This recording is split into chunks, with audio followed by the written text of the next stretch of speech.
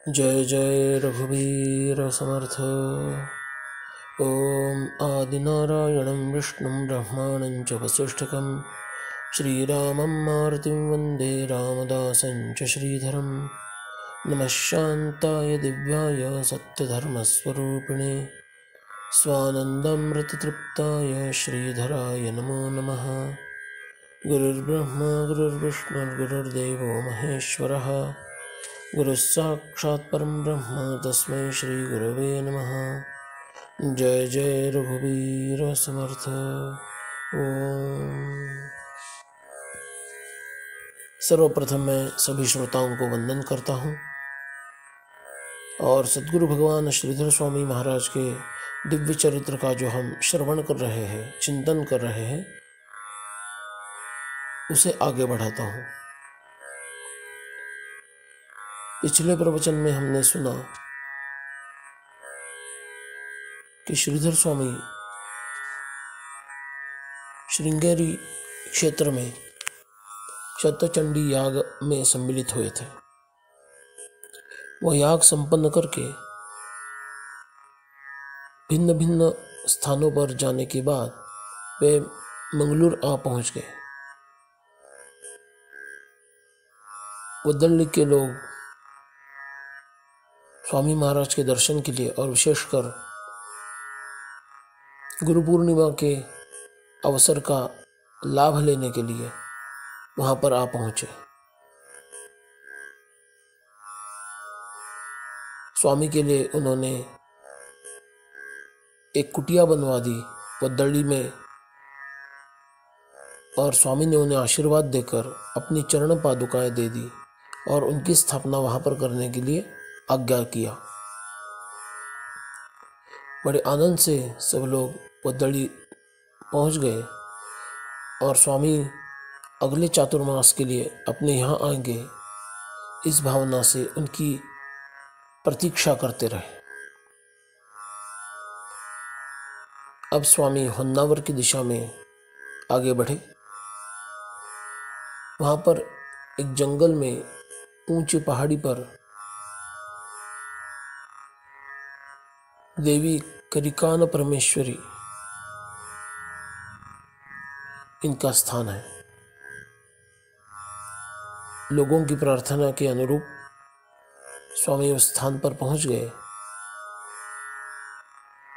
लोगों ने कहा कि स्वामी यहाँ पर मंदिर बनवा दीजिए और साक्षात करिकान परमेश्वरी ने प्रकट होकर भी स्वामी को यह आज्ञा किया कि आप यहाँ पर मंदिर बनवाइए। श्रीधर स्वामी ने संकल्प किया मंदिर बनवाने का और बहुत धन वहां पर एकत्रित होने लगा। सुचारू पद्धति से व्यवस्था रखी गई। इतने जंगल में ये सब मंदिर बनवाना इतनी सामान्य बात नहीं थी, किंतु स्वामी जी के पवित्र सानिध्य के कारण और उनके सत्य संकल्प के प्रभाव से सब कठिनाइयां धीरे धीरे सुलझती गई। श्रेयांसि बहु विघ्नानि, ऐसा एक वचन है जिसमें अच्छे काम में विघ्न बहुत आते हैं, ऐसा उल्लेख है। किंतु स्वामी के पुण्य प्रताप से सभी कठिनाइयां दूर होती गई और माता जी का एक भव्य मंदिर वहां पर निर्माण हुआ। यह करने के बाद श्रीधर स्वामी महाराज अब वदल्ली जाने के लिए तत्पर हुए। श्रीधर स्वामी महाराज वदल्ली पहुंच गए, देवी देवताओं का दर्शन लिया और उनके लिए जो विशेष एक कुटीर बनवाया था उसमें निवास करने लगे।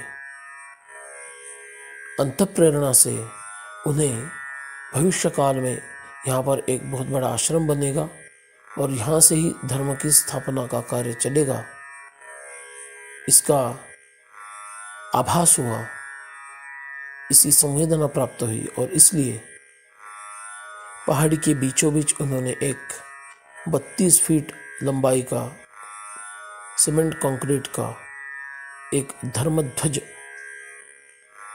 स्थापित करवा लिया और उस पे सत्यम वद धर्मंचर ऐसे वेद वाक्य लिखवा लिए, खुदवा लिए। सभी भक्तों ने आर्य सनातन वैदिक हिंदू धर्म की जय ऐसी घोषणाएं की और स्वामी वहीं पर निवास करने लगे। कुछ दिनों बाद वे कुटी से बाहर आकर बाहर सोने लगे। भक्तों ने पूछा कि आप ऐसा क्यों करते हैं, तो उन्होंने कहा कि बहुत से देवी देवतागण, ऋषि मुनि और सूक्ष्म रूप से आने वाले योगी महायोगी ये अब कुटी में निवास करेंगे, इसलिए मैं बाहर सोता हूँ और उनका निवास अंदर रहता है। भक्तों को उन्होंने अंदर कुटिया में नैवेद्य समर्पित करने की भी आज्ञा की। कुछ दिन बाद एक भक्त को लगा कि स्वामी तो उनसे बात करते हैं, ये दिखता है, उनके लिए वे बाहर आकर सोते हैं, किंतु हमें इनका दर्शन जो दुर्लभ है वो कब मिलेगा। उसकी वह इच्छा जानकर स्वामी ने उस भक्त को केवल कुछ क्षण के लिए उन साधु महात्माओं के या देवी देवताओं के जो रक्षक थे, द्वारपाल थे, उनके क्षण मात्र के लिए दर्शन करवा दिए। उसे लगने लगा कि मैं धन्य हूँ कि ये दिव्य दर्शन मुझे हो पाया।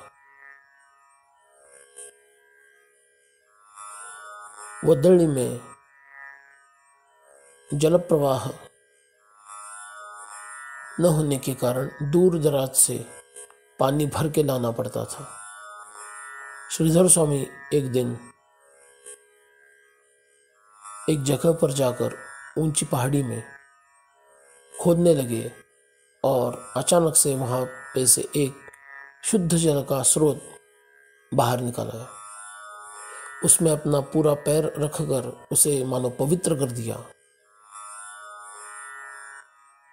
और सभी तीर्थों को आवाहन किया कि आप सभी तीर्थ इसमें समाहित हो जाइए, और इसे श्रीधर तीर्थ नाम से बुलाया जाता है।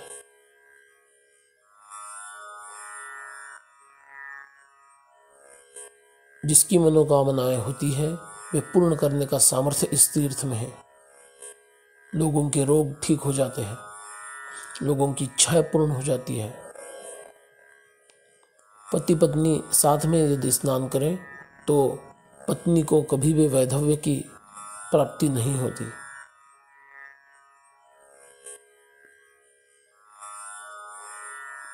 पुत्रहीन को पुत्र आदि की प्राप्ति होती है। ऐसे अनेक गुणकारी आविष्कार इस श्रीधर तीर्थ के प्राशन से लोगों को अनुभव में आए हैं।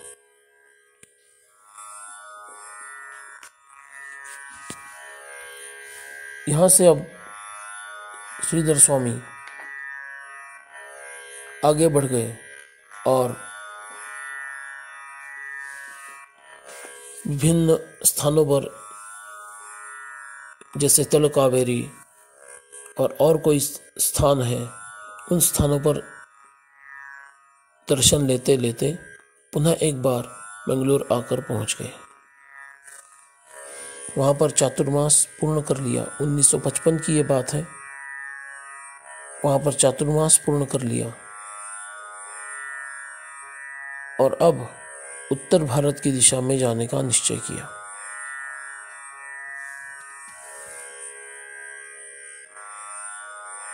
स्वामी इंदौर, प्रयाग,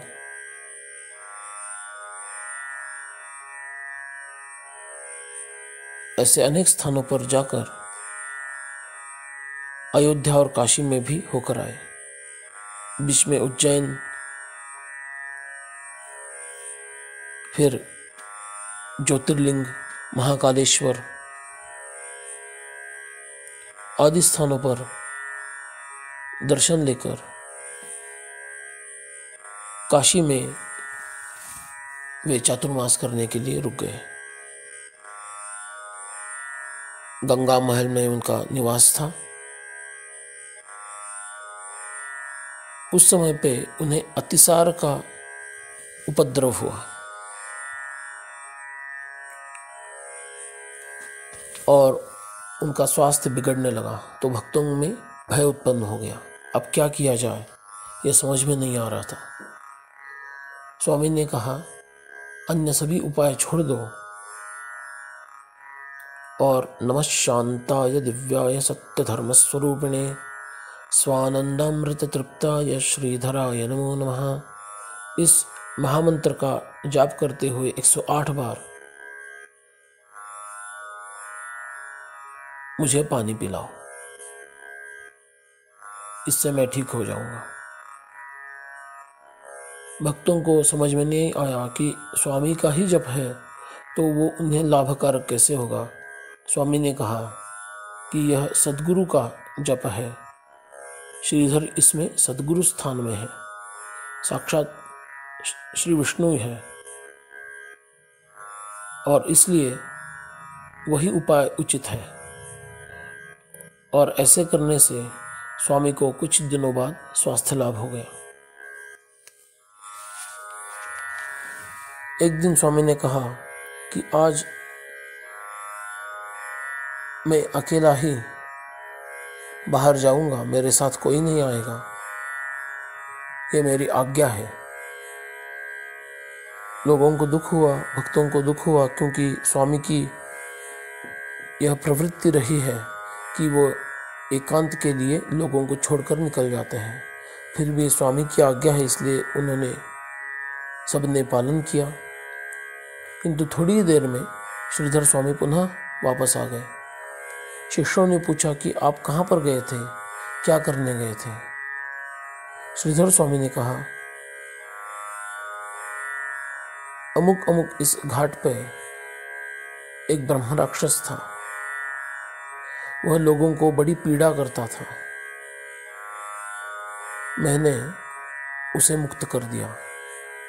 वह पहले तो मान नहीं रहा था, किंतु प्रभाव से वो शरण आ गया जब मैंने उसे तीर्थ से अभिसिंचित कर दिया।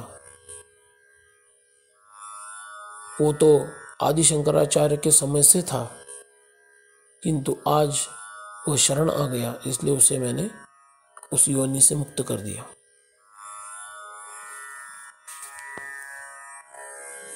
बीच में श्रीधर स्वामी अयोध्या जी होकर आए। दत्त जयंती, रामनवमी, दासनवमी आदि महोत्सव जिस स्थान पर वे हैं वहां पर वे करते रहे। अब श्रीधर स्वामी दक्षिण की दिशा में मुड़ गए और पुनः एक बार प्रयाग, चित्रकूट, नासिक होते हुए अब वे लोनावाला पहुंच गए।